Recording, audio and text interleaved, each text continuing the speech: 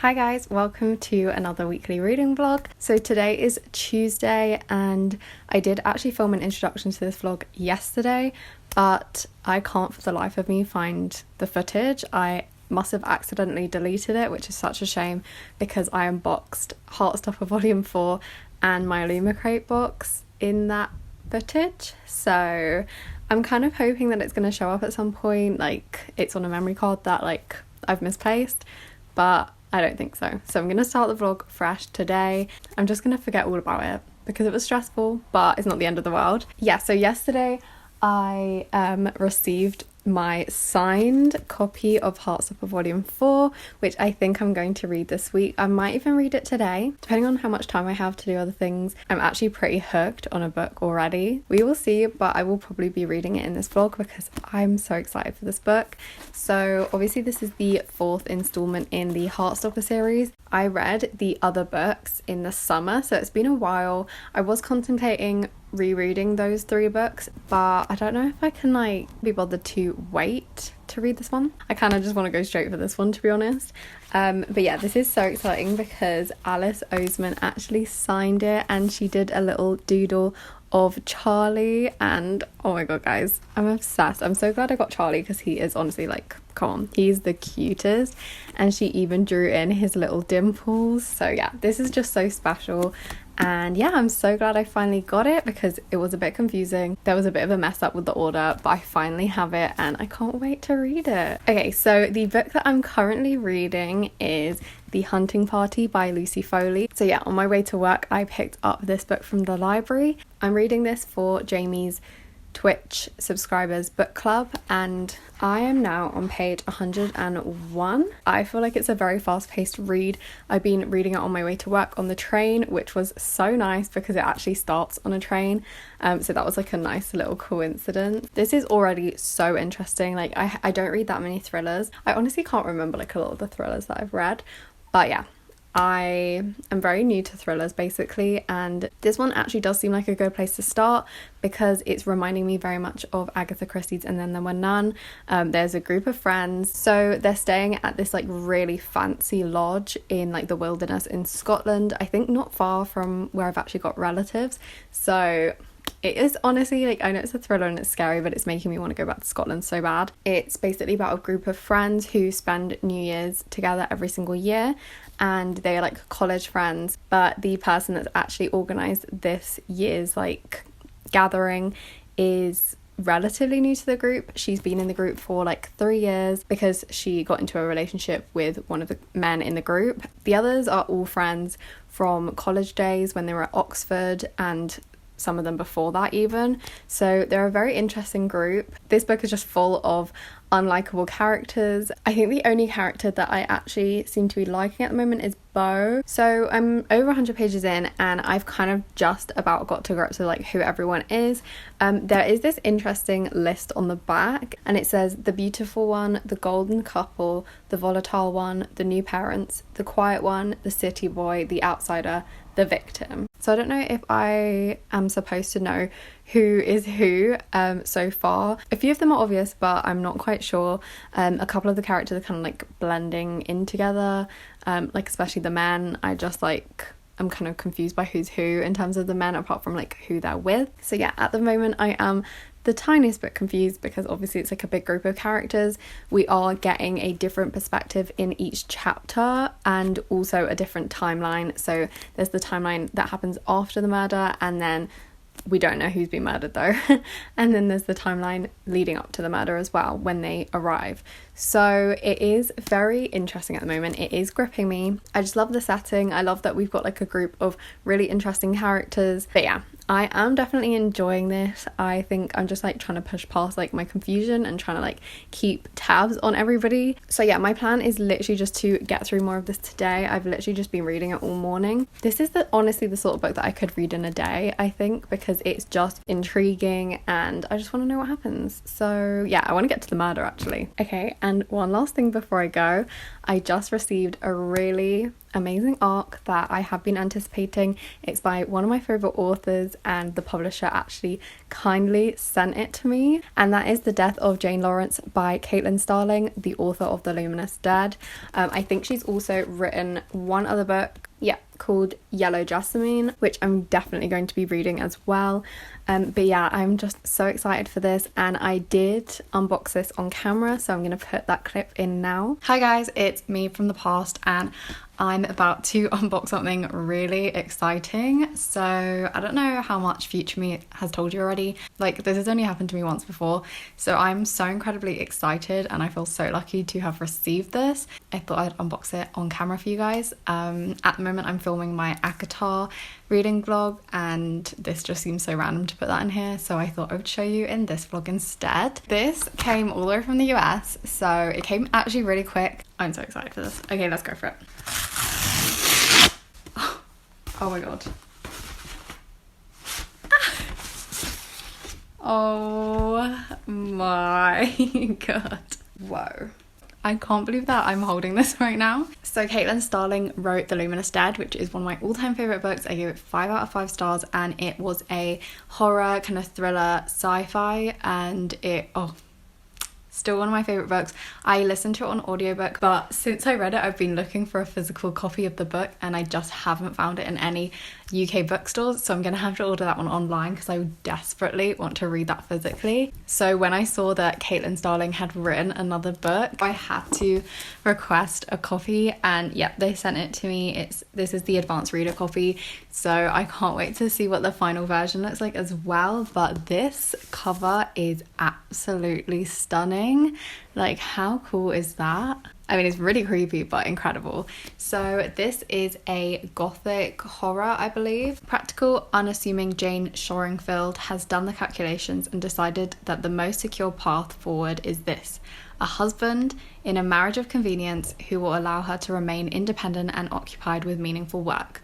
Her first choice, the dashing but reclusive Dr. Augustine Lawrence, agreed to her proposal with only one condition: that she must never visit Lindridge Hall, his crumbling family manor outside of town. Yet on their wedding night, an accident strands her at his door in a pitch black rainstorm, and she finds him changed. Oh my goodness. Gone is the bold, courageous surgeon, and in his place is a terrified, paranoid man, one who cannot tell reality from nightmare, and fears Jane is an apparition come to haunt him.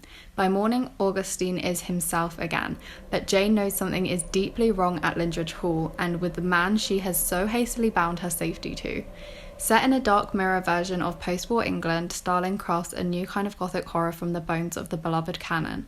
This Crimson Peak-inspired story assembles, then upends every expectation set in place by Shirley Jackson and Rebecca, and will leave readers shaken, desperate to begin again as soon as they are finished. Wow. Yeah, so I already knew what this was about before it arrived, but reading that again, I'm just so much more excited to read this now. I don't actually know when I'm going to be reading it. I would love to read it soon, but as I said, it comes out in October, so I don't want to read it too soon or save it for closer to the release date. I'll just have to see how I'm feeling. But I want to read this so soon because obviously I'm so excited. I just can't get over the fact that it's floppy. That is lovely. So yeah, I think I'm going to be reading this quite soon. I'm not sure if that will be in this vlog, but I just wanted to show you guys my reaction to opening this. This is only the second ARC I've ever received, so it is so special, and I'm so grateful that I have this. I'm so excited to read this and let you guys know what I think. But yeah, in the meantime, I am literally just going to read this today. Let's get reading.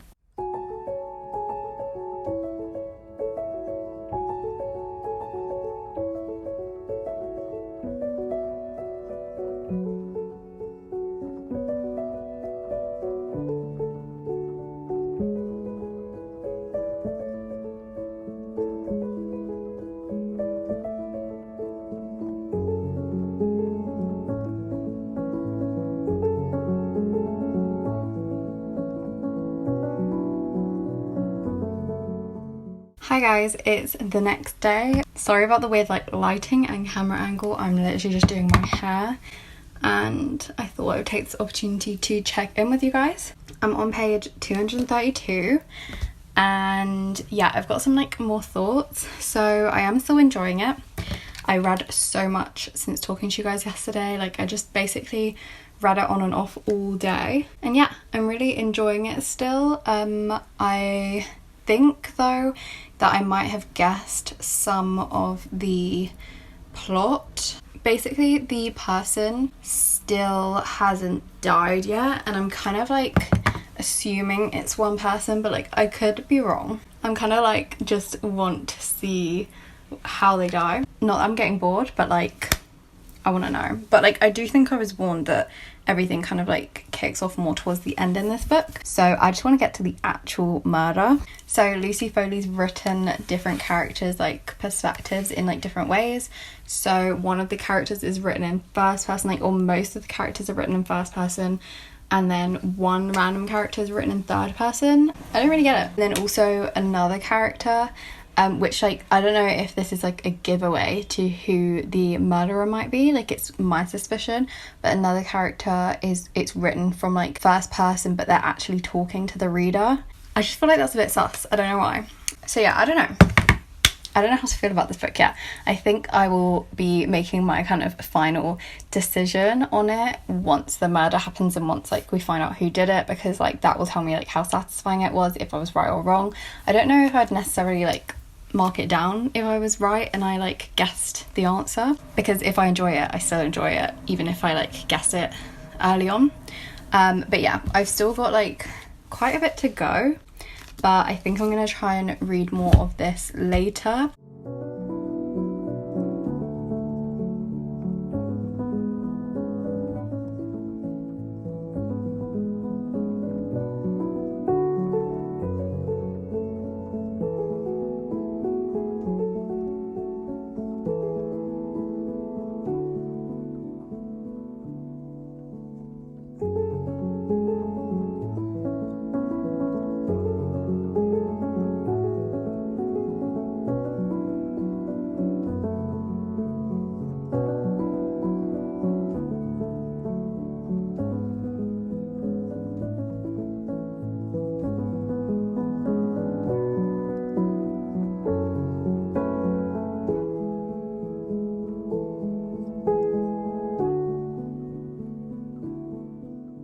Hi guys, I just got back from the bookshop. I literally went just before it closed, which I know is like a dick move, but I had to go get this book. So I got an email today saying the book that I ordered for like click and collect yesterday arrived and it was like available to be collected, and I was like, yes, thank you. So I pretty much like sprinted over there in the rain. Don't you guys just love that feeling of when you go out in the rain and then you come back into like a warm house and it's cozy, and like I don't know if you guys can hear, but there's rain on the windows. It's literally the best feeling. I literally feel so cozy right now. So yeah, I went to collect this book and I basically got it because my pre-order for Heartstopper got charged to me recently. I completed my Waterstones kind of like stamp card, loyalty card thing. So I got £10 to spend at Waterstones and I was just like, yes please. I ordered a book that I was really excited about. So I found out about this book recently. Okay, let me just take off the kind of address and packaging and stuff. So I got this book called The Decagon House Murders by Yukito Ayatsuji. And guys, I'm so excited. First of all, love the cover. Like, it kind of gives me Song of Achilles vibes with the white and the blue. So this book was published in 1987 and it's about a group of university students, a mystery club, and they basically hear about this island that's notorious for these unsolved murders. So they think that that's a good place to go for their next like field trip as a club. The students start being murdered like one by one and I think they have to like try and solve it. I don't know if it's a like stranded kind of trope. Oh, it's inspired by Agatha Christie's And Then There Were None. I had no clue. I already literally mentioned that book in this video already, so that's interesting. I don't know when I'm going to read this. Obviously, I'd love to start reading it straight away, but I'm currently reading another thriller at the moment, which I'll tell you about in a second. And obviously, I plan on reading this afternoon. So yeah, I'm not going to pick it up yet, but I do kind of desperately want to read it quite soon. Oh yeah, so updates. Oh my god. So I finished... Okay, it's downstairs I believe, but I finished The Hunting Party by Lucy Foley and I gave it 3.5 stars. I think that I finished it on Thursday, so I think it only took me like a couple of days to read. So clearly I had a really good time reading it. I actually did like how it was written despite those kind of like different perspectives and stuff. It was weird, but I enjoyed it. Lucy Foley did leave it till like not the last second, but very close to the end, before revealing obviously who the murderer was, but also the murder actually happening. I honestly haven't read that many murder mysteries or thrillers to know if that's kind of like normal, but I think I personally might prefer a murder to happen earlier in a book. Maybe that was a good thing, and that's why I kept reading, because I desperately wanted to get to that part of the book. So yeah, I still enjoyed it. It wasn't painful to read or anything, but it was also super predictable, which is a shame. I literally predicted every single thing. I think I've heard other people say the same thing, and I'm not somebody who usually predicts things very well, so that says a lot. Caitlin also made a really good point when she read it, that the mental health rep is actually kind of appalling and inexcusable. There were a couple of things towards the end of the book. They were really bad takes on mental health, and there were like a few like throwaway comments. I know it was by a character who was supposed to be bad. I honestly don't think she had to bring mental health into it at all to explain anything. I genuinely think that a character could be that way without blaming it on mental health. I don't know about that. So yeah, that's why I gave it 3.5 stars. I honestly haven't read that many thrillers as well, so who knows what my rating would be if I had something better to compare it to. I mean, who knows, this might put things in perspective for me if this is really good. So yeah, that's my thoughts on that book. I'm really glad I picked it up though, because it did put me in the thriller mood, which leads me on to the book that I am currently reading, which I'll just go get.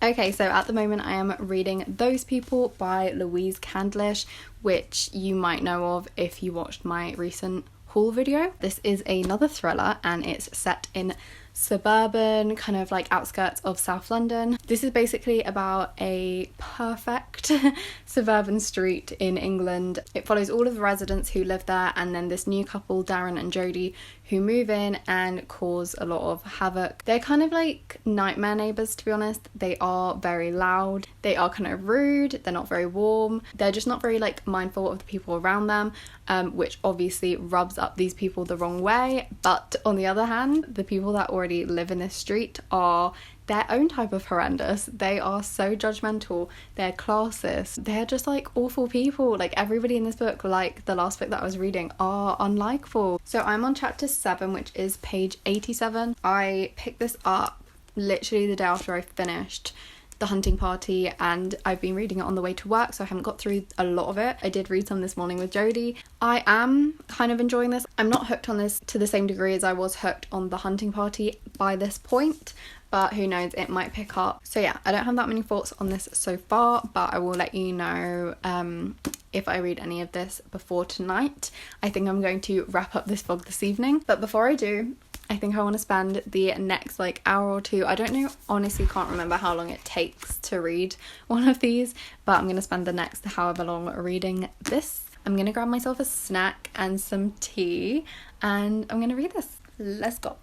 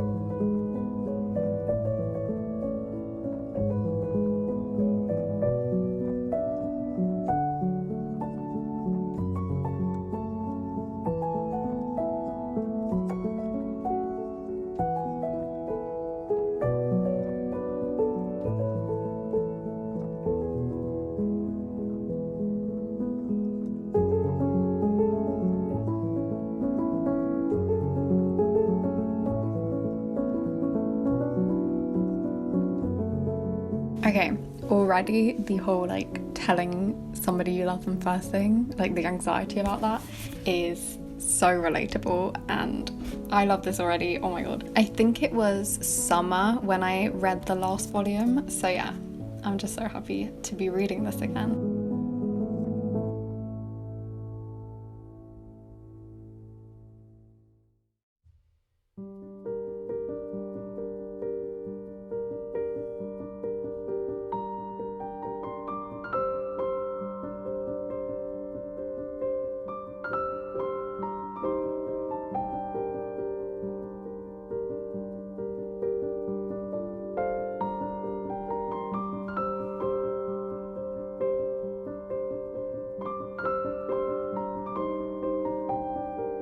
So I was picking out a bookmark for this. Look at this perfect colour combination bookmark. It's actual perfection.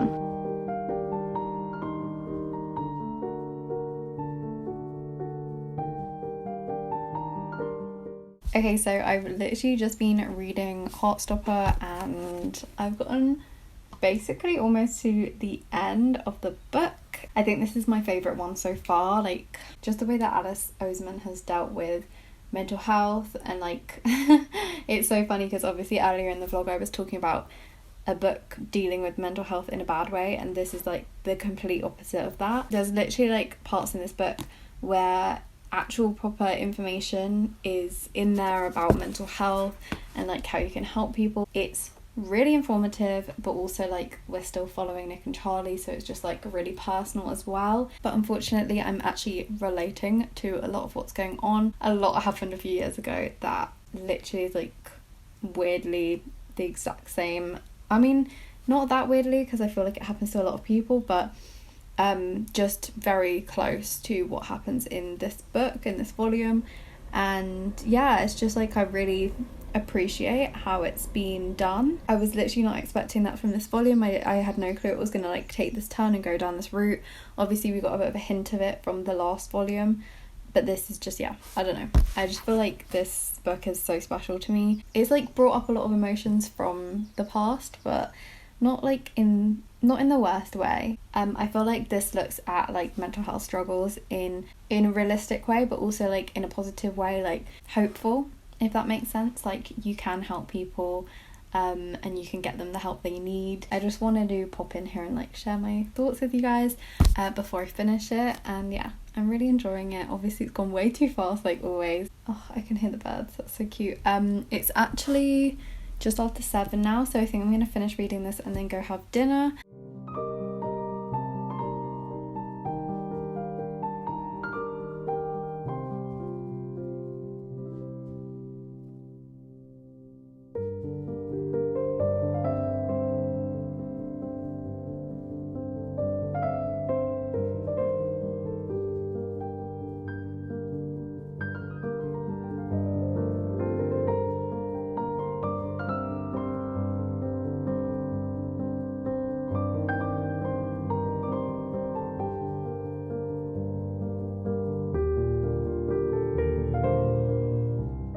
Hello! I just finished Heartstopper volume 4 and needless to say this is 5 stars obviously. This was my favourite volume so far and I gave all the other volumes 5 stars, so if I could get this more I actually would. I'm so glad that this is the one that I've got signed by Alice Oseman because this is 100% my favourite. I can't believe there's only going to be one more volume, but I'm so happy that the Heartstopper series is being filmed. I think we're all going to lose our minds when we see it, so yeah, I'm so excited. I did love how this ended as well. It's just so good. So I guess that's a good ending to this week's reading vlog.